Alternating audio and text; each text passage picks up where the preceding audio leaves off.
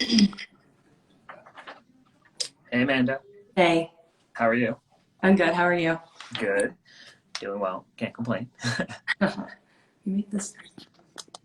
There we go.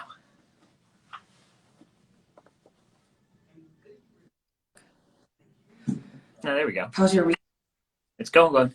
I rock climbed a lot, so that's what I love to do.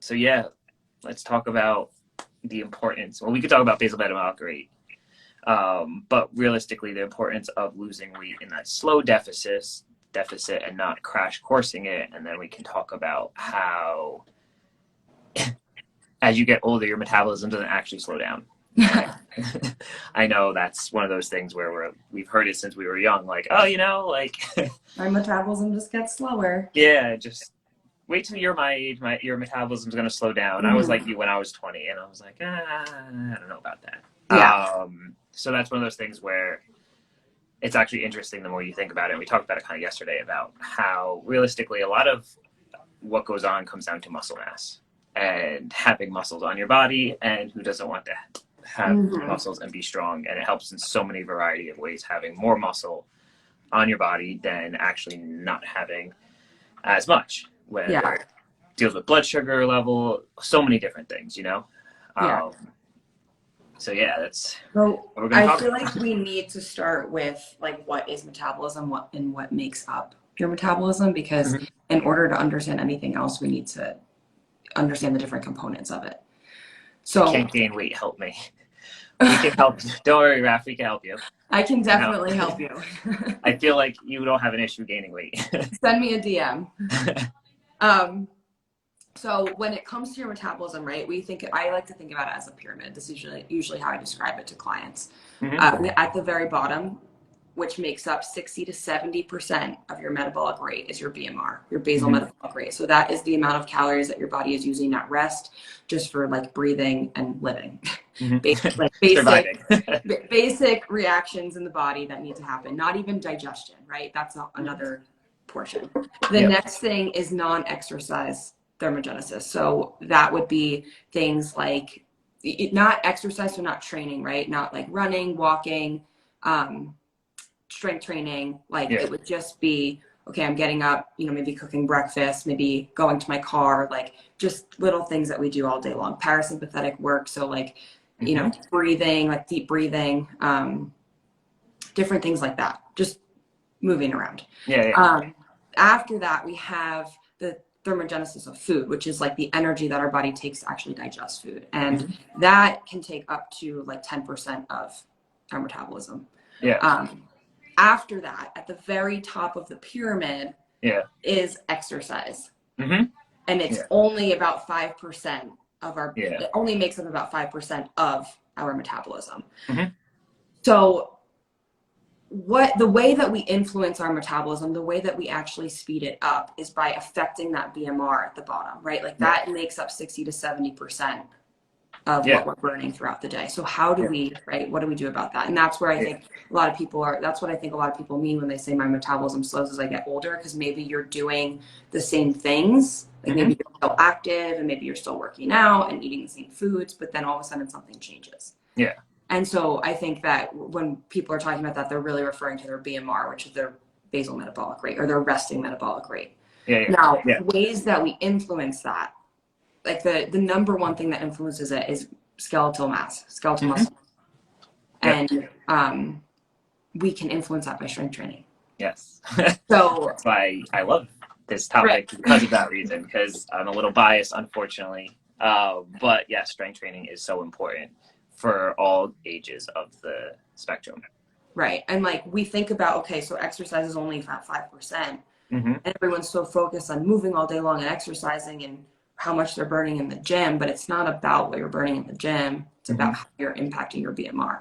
Yes. So that's a great point to put it as, is how you're impacting your BMR. Mm-hmm. Because yes, like whether you want to lose weight or if you don't want to lose weight, to be honest, if you want Mm-hmm. to gain weight, either way, you want to make sure that how are you. So if you are putting on a lot of muscle and you're trying to lose weight, that's going to help your BMR increase. You're going to lose more weight.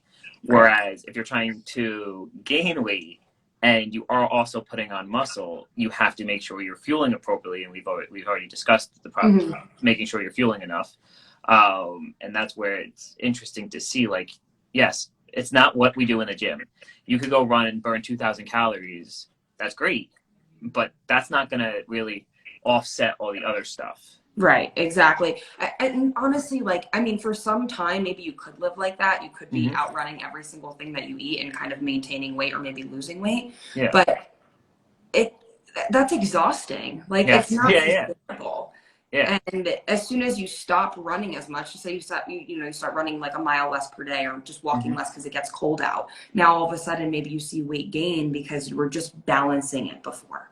Yes. Yeah. Yeah. Where, like, instead of just balancing it, we can actually influence the amount that we're burning all day long by, instead of just doing cardio, Mm-hmm. focusing on our muscle mass and increasing that, because now our BMI Yes. is up and now we're burning more.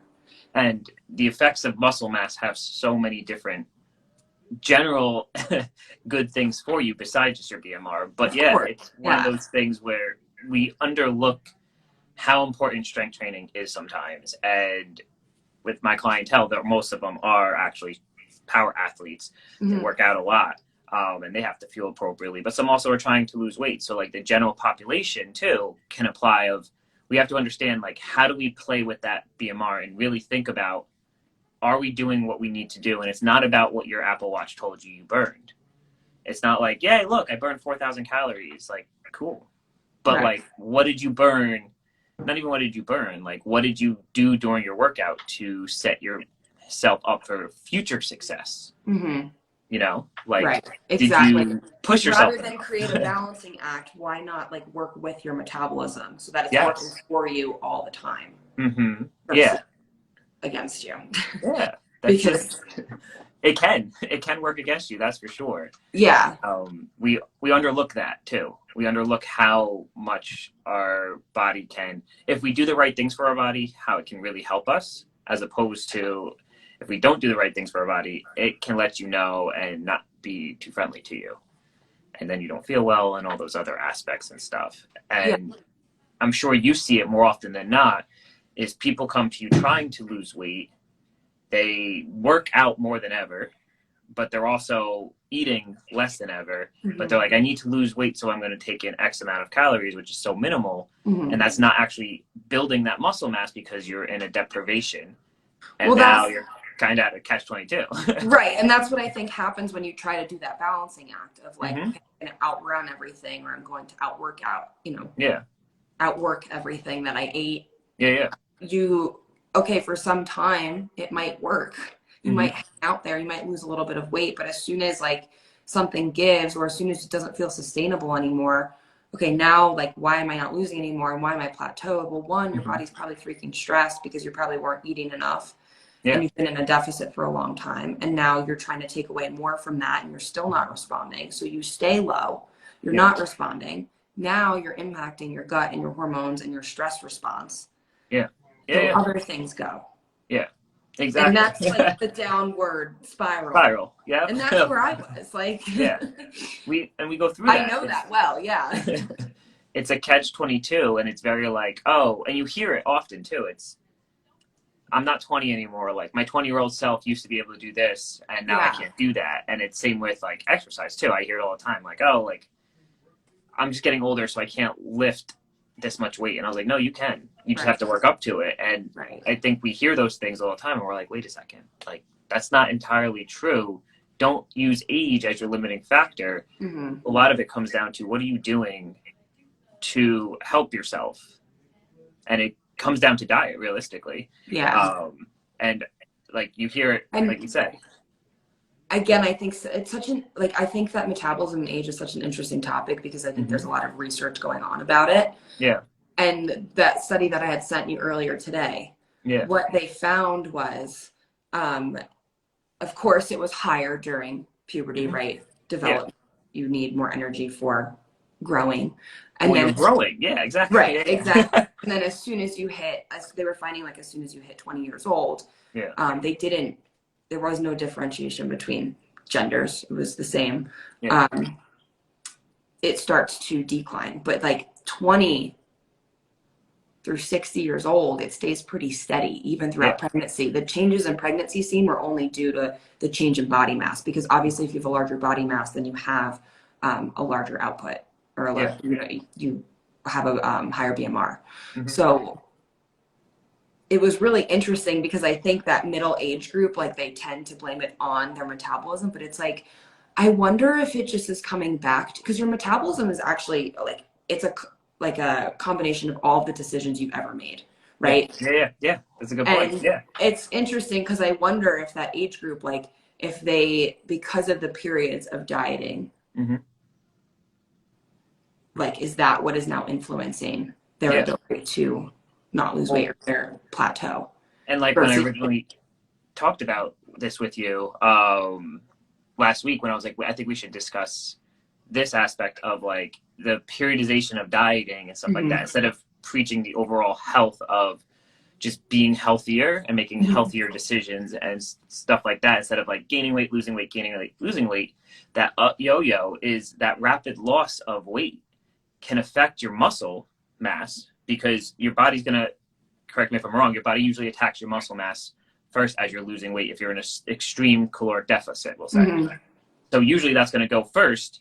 Then when you try and rebound back, you don't have that muscle mass to still be there, so you have to build that back up, and now you have more calories in because let's say you fell off, which me and you don't agree with that, you fell off your diet, but Right. you fell off that diet, and now you're back at it just like you normally were, but you have less muscle mass, so your BMR is actually less, and now Right. you're going to gain weight, and then you're going to start up here and then try and do that same thing, and then it's going to be here and then start, Right. And it's like it's an all over escalator. the place. Yeah. Exactly. And it's like you need to find that baseline again. And you Hmm. really need to start supporting your body at maintenance before you can go anywhere. Because to go into a dieting period from that point, it's going Yeah. to be so messy, and it's going to be really hard to even tell if you're responding and whatnot. Yeah. And Yeah. also just like psychologically, right? Spending time in maintenance for Hmm. just the ability to eat different foods and feel like, to have like, your body needs to feel like it's safe. Yeah. As Yeah. like cheesy as that sounds, like it needs to know that, okay, like for example, I'm in a fat loss period right now. Hmm. In the past, when I was eating at this intake, I definitely like, trust me, I'm eating at a much higher deficit than I ever was losing weight Yeah. before, because I did Yeah. it the proper way. But it's still a deficit. Hmm. And I think in the past, like eating at this for a long period of time, like it would have almost induced a little bit of binge eating because I would have felt restricted. But Yeah. because I spent so long in maintenance, I don't Hmm. feel restricted. And I know that this period is only for, X amount of weeks. Hmm. So it's not like I'm feeling like it's going to be this way forever. Yeah. And that's where a lot of people go wrong too, is like you said, they get caught in dieting all year Hmm. long. Yeah. And it's just usually exacerbating problem. And like when you're dieting and you're losing muscle mass, so say you do it very quickly, right? Say Hmm. you are, you drop a bunch of calories and you start running a ton and you lose your muscle mass, right? Your BMR Hmm. goes down. Yeah. So Yeah. now Yeah. so okay, strategic dieting, right? Instead of staying at a low deficit, we'd want to work up from there. We don't want to stay there forever. Yep. But now your BMR is down. So like you're going to have a tougher time doing that, and you're probably going to gain more weight than if you had like maintained muscle mass. Yeah. So I think Yeah. that was your point, right? Yep. Exactly. Yeah. Yes. And that's where I'm like, you have to be sure that that's what you're trying to do. Like that's where it's like the number on the scale should not be your depictor, unless Mm-hmm. you're in a sport where like, yes, that weight matters, like you're weighing in and stuff like that. But like, in my opinion, if you're in a sport that it involves weight, you can do it in a slow fashion. You know what I mean? You don't Mm-hmm. have to rush and like, it's like, oh, I'm four weeks out from Start whatever it is. preparing ahead of time. Yes. And Yeah. like, and I hear that sometimes where most people that I deal with, if they're in a deficit, it's in a low deficit too, which is nice to hear. Like, it seems like that's the trend going back a little bit more, especially with power athletes. They don't, or athletes in general, they don't want to lose their step up. So you'll hear they're in a deficit, but like the average person may just like, oh, I'll just cut out everything. I can be miserable. Like, it's like, no, you can't. Like, it's not good. That's not a good idea. Yeah, mentally or physically, like it just Yeah. usually doesn't end well. It usually Yeah. ends in feeling restricted and Mm-hmm. kind of saying, screw this, let me eat whatever.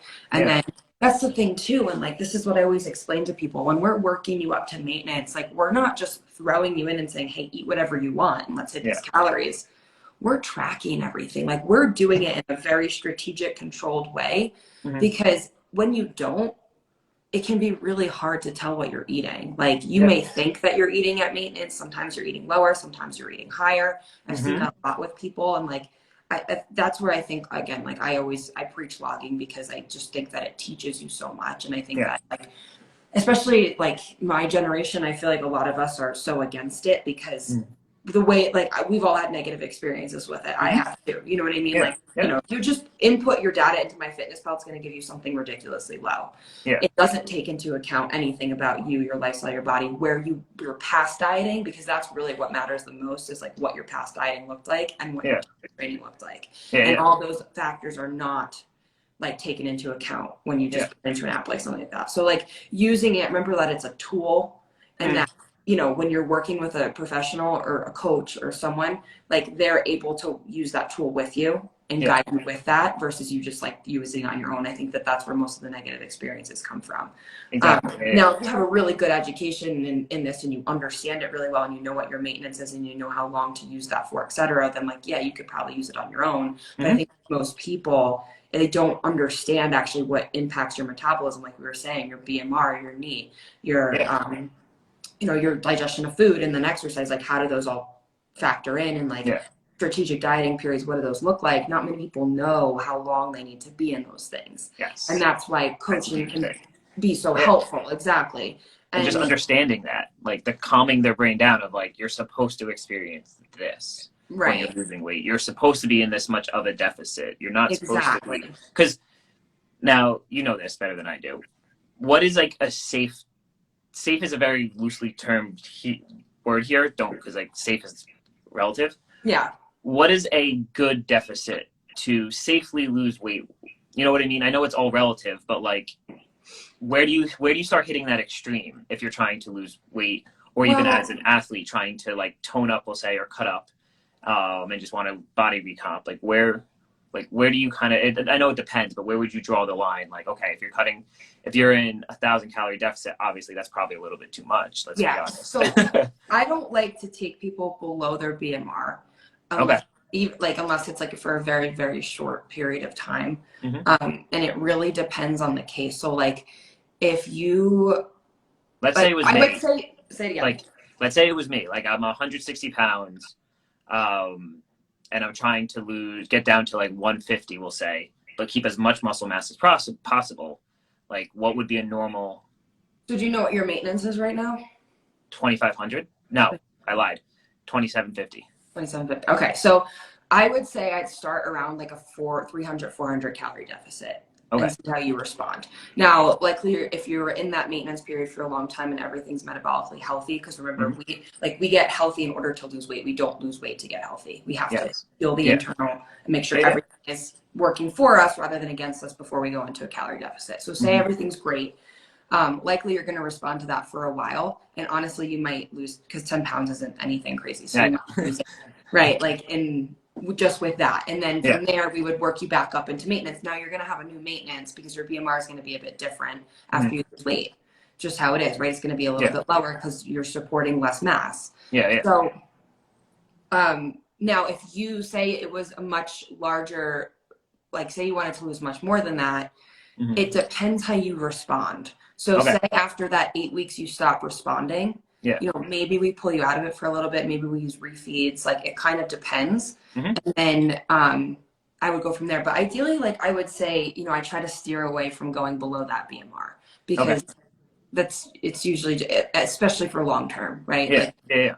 we don't want to spend any more time in that deficit than we need to. And that's the other thing. If you are like, that's why you need to go into a fat loss phase fully confident that you can log your food, you know Hmm. what you're doing, you feel confident in your decisions, you know how to order out, you know how Yeah. to Yeah. log everything. Because if you go into a fat loss phase and you're not secure in those things, then you're logging, but it might not be accurate. And now it's Hmm. like, okay, is your body not responding to this for some reason? Yeah. Or is Yeah. it just the logging? Yeah. Right? Yeah. And like even stress, like if you don't know how to properly manage your stress or get enough sleep, okay, Hmm. is it the food or is it the stress? Now we have all these questions going on. It Yeah. makes that phase so much more difficult, and you might end up spending longer there than you need to. And now when you spend too long there, of course, hormones, thyroid, all of that Yeah. is Yeah. affected Yeah. because it's a stressor. A calorie deficit is a stressor on the Mhm. body, and we don't. Stressors aren't bad, right? I think Yeah. again we have this Yeah. negative Yeah. connotation around stressors, but stressors, not stretchers. Yeah. Yeah. We have to remember that they're not bad. They can actually be really healthy, but in the right doses. And Yes. when we're Yeah. spending too long somewhere, that's where we start to see issues. Does Hmm. that answer your question?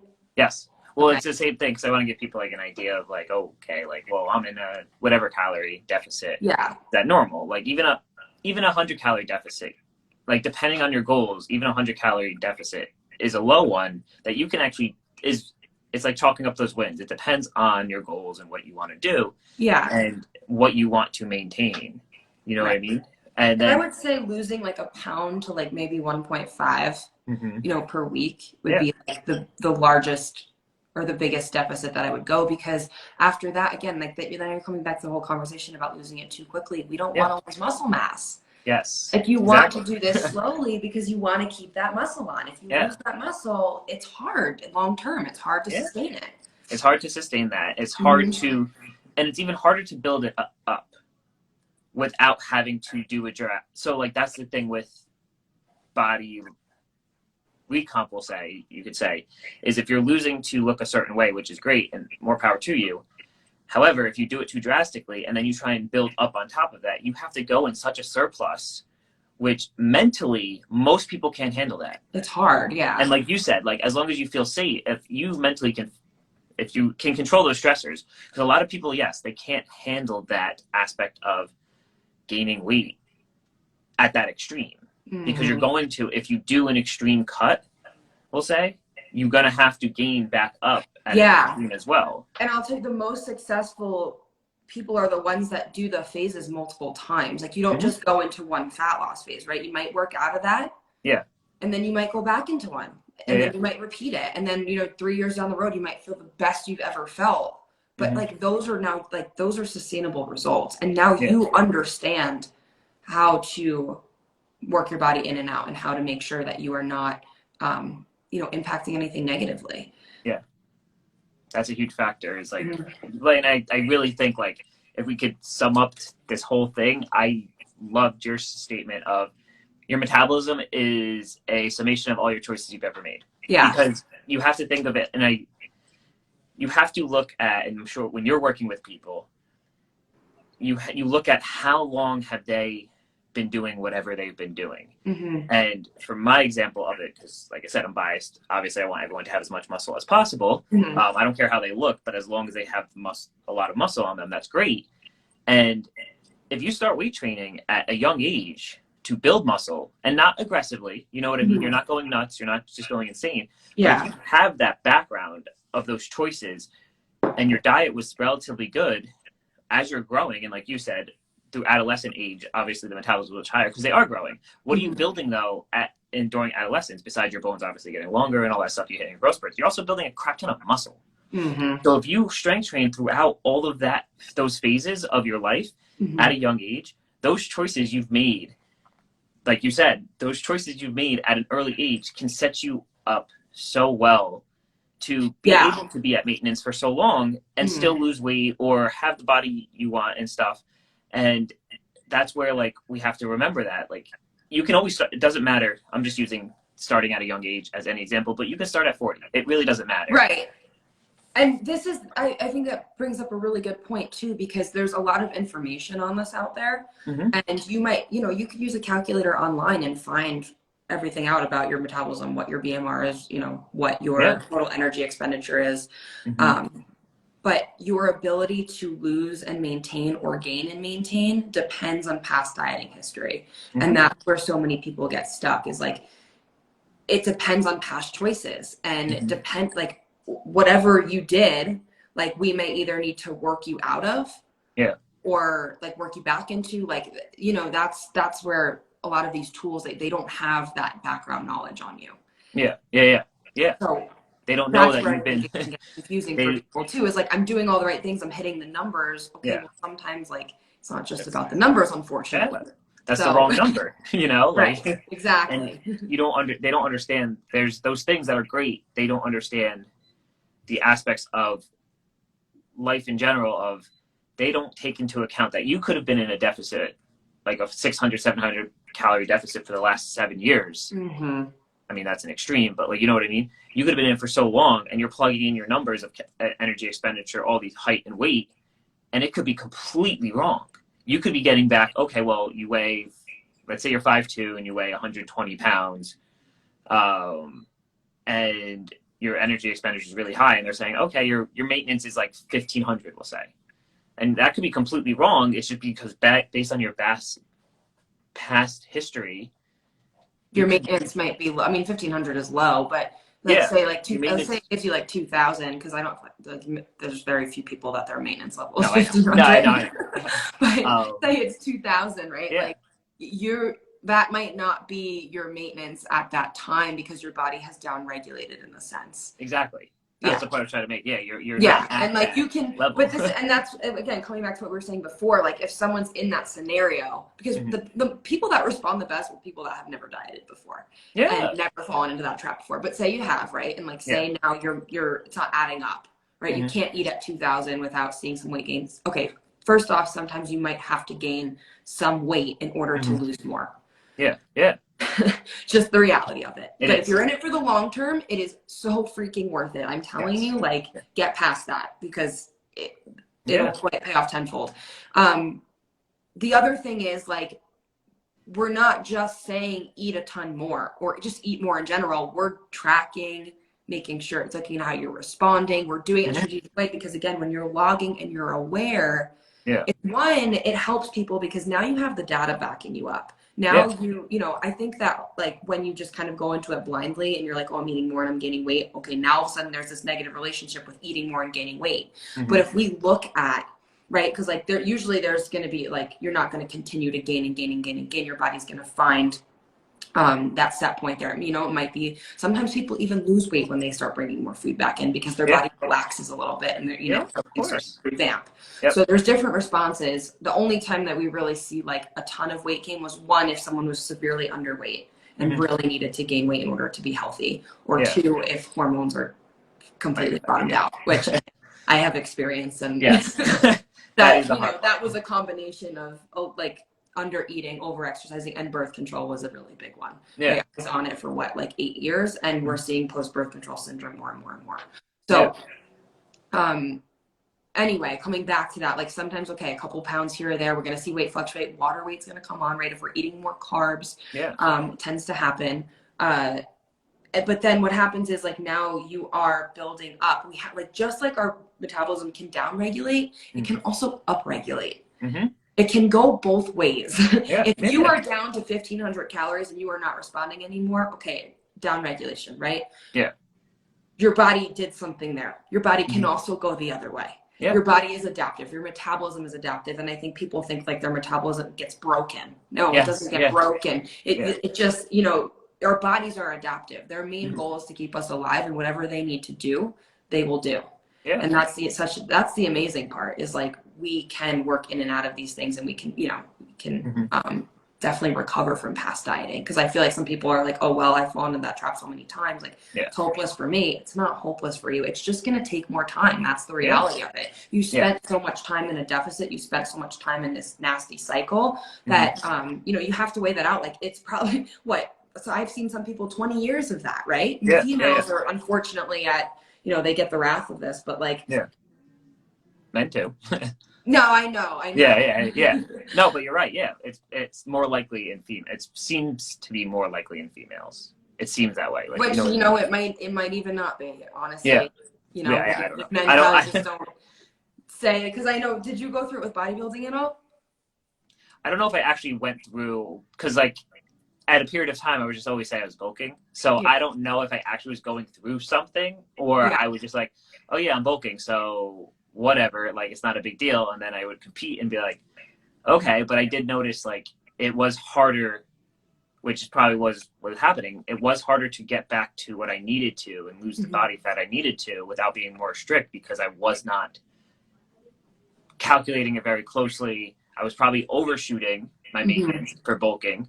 In a surplus, I was probably overshooting my surplus and then overshooting my deficit. So all were probably happening too fast, way too fast. And so that's what happened with me with bodybuilding. And then eventually I just, as you know, when you always ask me why I don't track my food anymore, I was like, I just don't. I know my maintenance level, and for me, it just works out well. But if I ever do decide to compete in some type of athletic thing again, I'm going to have to be more strict. Well, that's the goal, right? Is to get to that point where you can kind of intuitively eat around your maintenance level. You're happy with your weight loss. You're happy with sustaining it. You've learned so much because you have a background in this. You learned so much about tracking and what your body needed. Now you got to the point where you don't need to do that anymore, and you maintain and you feel great. Yeah. And that's the goal that I have for everyone that I work with, is like, I want to get you to that point of feeling really good. And then, like, say you ever did want to do something again, now you have the tools and the knowledge to do so. Yes. Yeah. And it's true. It's like, but it's one of those, we have to always take that into account. Like, whenever you're working with somebody or going through something, whether it's a fat loss phase, whether it's getting ready for a powerlifting meet, bodybuilding show, you're doing a marathon, whatever it may be, take all the lessons you learn from that, because you can always remember to pull it back in and be like, oh, right, this is what I need to do. I can intuitively start picking up these things of like, I'm not responding to X, let's do this. Or last time Amanda had me doing this, obviously it didn't work, so maybe I'm wrong, or my deficit is not where it needs to be anymore. So we have to always play that into account. It's very interesting. It is. It is really interesting. There was something my notifications just went off and it took my train of thought away. But there was something you said. What was it? Oh, I was going to say, in terms of intuitive eating, like, it's really hard to like intuitively eat nowadays. One, because we're so used to ignoring our body signals and not actually understanding it. Because say you have someone that is severely overeating or severely undereating, right? Okay, so let's go with the undereating example. They have downregulated. They're not going to be as hungry. They're not going to be as inclined to eat as much as they probably should be eating. So as soon as now you're intuitively eating, I'm intuitively eating and I feel good. Okay, but that's not actually what your body probably needs. Your body probably needs a little bit more than that. Same thing with overeating. When you overeat, you've been ignoring your body's fullness signals for so long, or satiety signals for so long, that like, how are you just going to start listening to them without having some data to back it up? Yes. Yeah. Yeah. Be like, oh, I'm full. Whatever it is. Well, there's that mixed signal of like, you'll see it if you're overweight and you're trying to lose weight, of the feeling of feeling hunger. Right. Your satiety levels are like below, like, they're normal probably actually, but you feel like you're starving. Like, oh my gosh, I am going to die if I don't eat something right away. And it's like, no, you're good. And if you take blood sugar into account with that too, and they're having dips in blood sugar, or it's going high, of course, like, you're going to have different, like, you're going to feel hungry or you might not feel hungry. And it's very confusing for people. And I think too, another thing, sleep, right? So sleep is going to increase hunger hormones. It's going to decrease satiety ones. Like, okay, you might not actually be hungry. You might just be freaking tired. And you might not be able to differentiate between those signals until you're actually tracking and knowing and like bringing awareness around it. And I think we have to remember that is like, take into full account of what you actually need to be doing. And whether you're losing weight or gaining weight, whether you're preparing for something, remember that like, it's not so cut and dry, but it also can be so cut and dry. At the same time, like, it's not. It's actually pretty simple. It's just hard to listen to the simplicity of it. If Nick does, it's just, you can't apply it to you. Like, oh, Nick says he responds well to carbs and he needs more carbs. Well, yes, I do a lot of athletic things, so my body needs more carbohydrates. Is that just what it is? But like, if you break it down for yourself and understand where you're at, and then, like you said, your metabolism, remember, you have to always not forget the past. And I think I'm going to like make a sign of that. Your metabolism is literally the summation of all the choices you've ever made. And if you've been dieting for so long, or you've been in a deficit for so long, and you have not built mass of muscle mass or anything, you are hurting yourself. But listen, it's not even just that, right? Because yes, of course, that's the biggest portion of it. Yes, of course. But even when we look at like NEAT, so non-energy expenditure, non-exercise energy expenditure, that's also the choices that you make on a daily basis. What does your lifestyle look like? Are you sedentary? Mm-hmm. Or do you get up and move? Do you do different things? Do do you have activities that you enjoy? Like that's, again, that's, 15% of your metabolism every day. Yeah. And again, choices, right? Lifestyle choices. Yes. Yeah. That's what I think that's what it comes down to, is choices, really. And like, so to bring it full circle is we can't blame our age on why we can't lose or gain weight. Especially in that median, because I mean, so what the study was saying was 20 to 60 years old, there was no true decrease. It stayed pretty steady. Yeah. So it's probably more so like, okay, past dieting history, environment changes, right? Because people tend to have kids. Okay, now they're not prioritizing themselves anymore. What is your intake look like? Like, there's so many different questions. There's so many different things that can play into that, rather than just blaming it on your age. I hate that, just blaming it on age, because it wasn't until the 60s, I think it was 63 was the age that study found, that they started to see decreases in that. And even then it wasn't a small decrease, right? It wasn't a lot. It wasn't dramatic. Right. They weren't even fully confident in it because of the percentage of people that they had found. And that was mainly due to loss of muscle mass. So again, like, can you maintain your muscle mass? You can strength train. I have people that strength train at 65, 70 years old. Yeah, of course. Right? Like, you can do that up all the way through.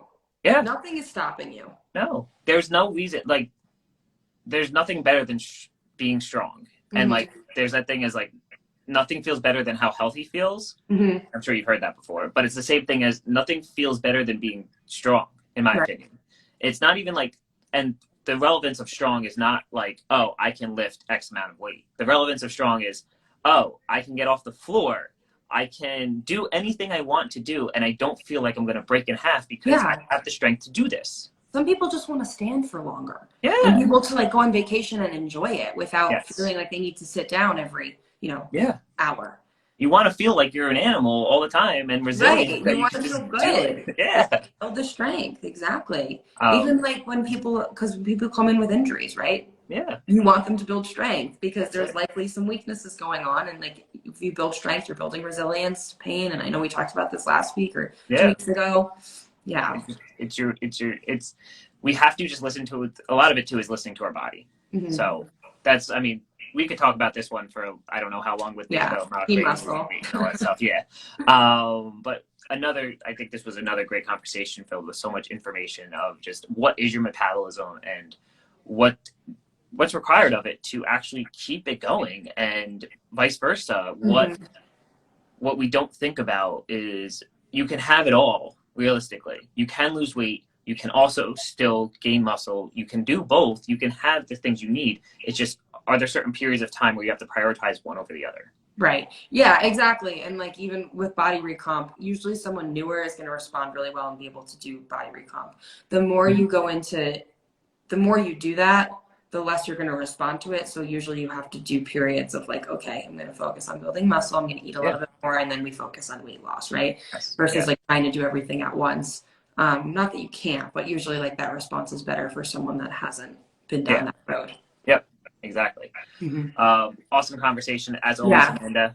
We'll figure out another fun one for next week. Thank you for joining me as always. And yeah, Amanda, if anybody needs help finding how to find their actual BMR or understand it, please DM Amanda or message her, because she'll be able to do it very easily for you and make you understand it. That's the key. Because like, we could look at it and be like, yeah, that's good, and not know what it means. So thank you again, Amanda. Yeah. Or I also have a link in my bio. Yeah, that's right. All right. Thanks, Amanda. No problem. Thanks, Nick. Bye.